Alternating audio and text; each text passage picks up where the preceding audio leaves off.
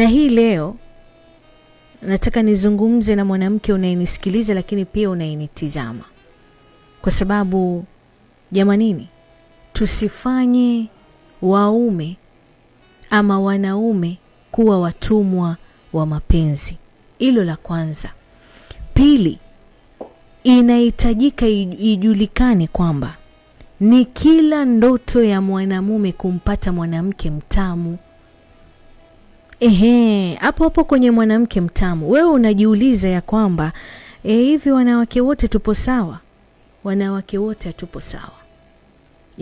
Wanawake wote hawapo sawa. Sawa na vile ambavyo wewe unachagua mwanamume kusema kwamba mimi nataka mwanamume mwenye mjabuko mrefu, nataka mwanamume mwenye mjabuko mfupi, sitaki mwenye kibamia. Vile ambavyo una testi yako kwa mwanamume, basi na mwanamume naye ana testi yake kwa mwanamke. Jamani, tusifichane, tuambizane ukweli. Ni kila ndoto ya mwanamume kumpata mwanamke ambaye ni mtamu. Swali ni je, wewe kama mwanamke unajijua kama wewe ni mtamu? Ama unajua sifa za kuwa mwanamke mtamu? Sifa ya kwanza ya mwanamke ambaye ni mtamu, kipochi manyoya chake kinabana. Yani hakuna kitu ambacho mwanamume huwa anapenda kama mwanamke ambaye kipochi manyoya chake kinabana. Jamani, raha ya mkunwaji awe na heka. Sio mwanamume ameingiza ume wake kwenye kipochi manyoya, haujulikani ni kisima, haujulikani ni sewage, mwanamke yeyote anapovumbulwa, mwanamume anataka uume wake ubaniwe kwa ndani, ufinyiwe kwa ndani. Wewe unajiita mwanamke mtamu kwamba mimi mume naye na natamba naye, kumbe hata kuifinyia kwa ndani huwezi. Mchawi nini? Unalalamika kwamba mume wangu siku hizi ana hawara, mume wangu anaamina manyonyo, mume wangu hanipendi tena. Kwa sababu sawa, umejifungua mtoto wa kike, uke wako umetanuka. Kwa nini usijizoeshe kufanya Kegel exercise ili uke wako kipochi manyoya kikarudi katika hali yake sawa? Ndio basi tena umejifungua, ndio basi tena unajibaka sawa kwa kupiga punyeto mpaka misuli ikalegea. Mwanamke wewe mmoja unataka kufanya mapenzi ama kuvumbulana na wanaume sampuli. Kila mwanamume amebarikiwa na jaala lake. Umempata huyu ni mrefu, ni mwembamba, ni mfupi, ni mnene. Wewe mwanamke mmoja kipochi chako manyoya kinaingiliwa na wanaume sampuli. Kwa nini uke wako usilegee? Na misuli yako ya uke ikilegea, basi huwezi kabisa kuifinyia kwa ndani. Jamani, wanawake wenzangu, tujibidiishe sana tuwe na vipochi manyoya ambavyo vidabana. Yani pale mwanamume akiingia kwenye kipochi manyoya, kitu kiwe na uwezo wa kuifinyia kwa ndani. Na kila siku huwa nakupatia ile taswira ya kuifinyia kwa ndani. Labda wewe ni mwanamke unasikia neno kuifinyia kwa ndani kwa mara ya kwanza. Kuifinyia kwa ndani ni kuchukua ile pipi ya kijiti. Ile pipi ya kijiti si unaingiza mdomoni, utaangalia mwenyewe kama utaisonda, utaimumunya, lakini kile kitendo cha kufanya mpaka unameza yale mate ya utamu ndo kuifinyia kwa ndani. Kwamba ile peremende, ile pipi ya kijiti ni uume, alafu mdomo wako ndio kipochi manyoya. So yani vile ambavyo unaisonda na kuimumunya ile peremende, ndivyo mwanamume anastahili kusikia anapoingia ndani ya kipochi manyoya chako. Sio wewe mwanamume ameingia hakuna heka. Yani kuko baridi, hakuna mwanamume ambaye atataka kuwa na mwanamke wa sampuli hiyo. Na kama wewe ni mwanamke mwenye uwezo wa kuifinyia kwa ndani, basi we mtamu, asikwambie mtu. Sawa? Sifa nyingine ya mwanamke ambaye ni mtamu, jamani, mwanamke ambaye ana joto la asili. Wewe ushaona gari lolote linaenda bila engine? Sasa lile joto ndio engine ya mwanamume, hususan wakati wa kuvumbulana. Yaani akikuvumbula mwanamume, akiingia ndani ya kipochi manyoya, lazima apate lile joto. Na hilo joto ndo linalomfanya yeye mwanamume akataka kukurejelea tena, tena na tena. Hakuna mwanamume ambaye atapata mwanamke ana joto lake mjini akamuacha. Sijui kama tunaelewana. Joto ambalo mwanamume yeyote akiingia ndani ya kwa sababu sisi wanawake pia tunapishana. Kuna wanawake ambao ni baridi, na ziko sababu ambazo zinapelekea kipochi cha mwanamke kuwa baridi. That's a topic for another day. Lakini sasa wewe mwenye joto asili, mwanamume anapokuingilia, lile joto ndo linalomfanya asitake kukojoa haraka, ama ndo linalomfanya akakojoa na kufika kileleni haraka.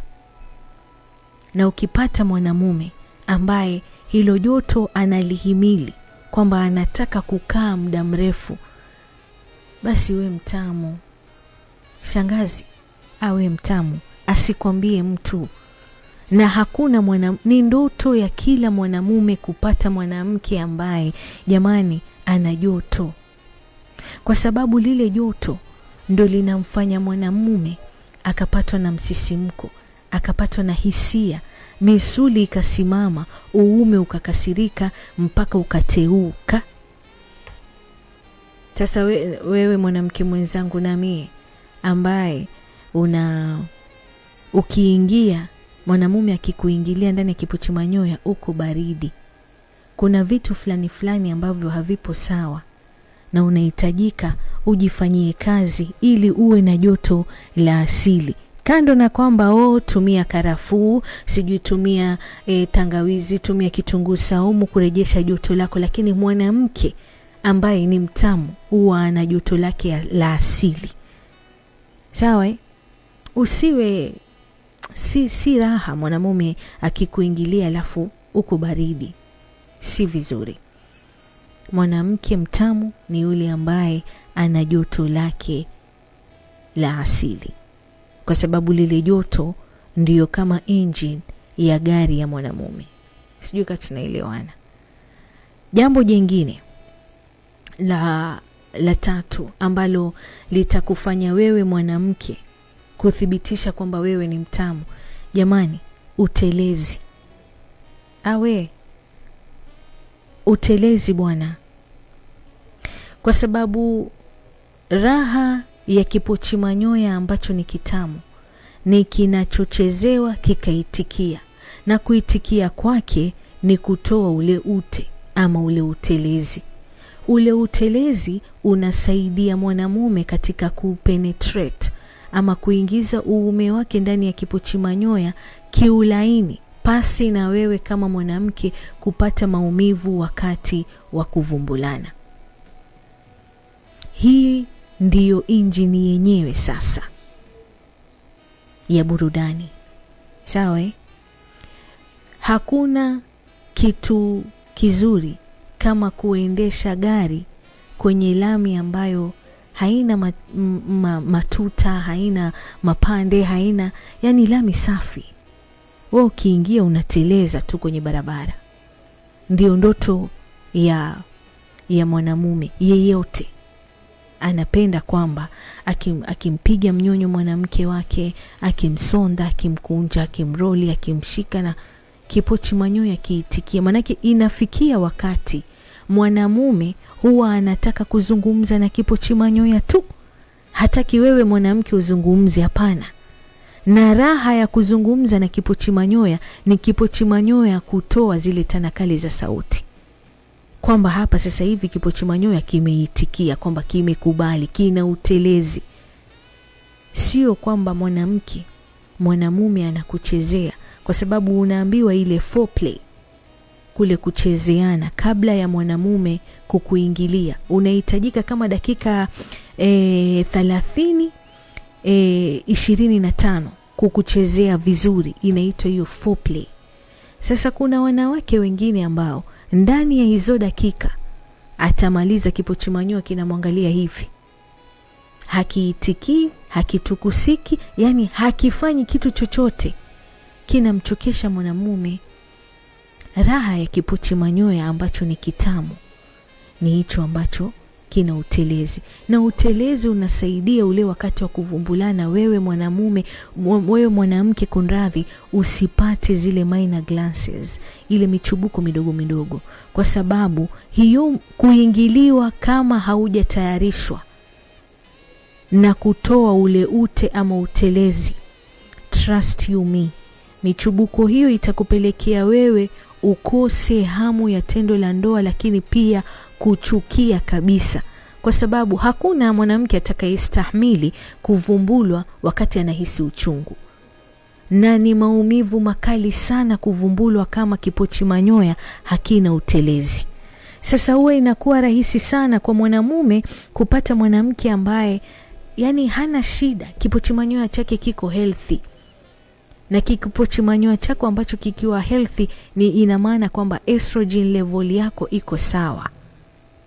Ndio maana unaambiwa kwa mwanamke yeyote ambaye ana tatizo la ukavu, kwa sababu kunao baadhi yetu sisi wanawake tuko wakavu, sawa, ambayo ni maradhi, lakini unaweza kutumia home remedies kama okra.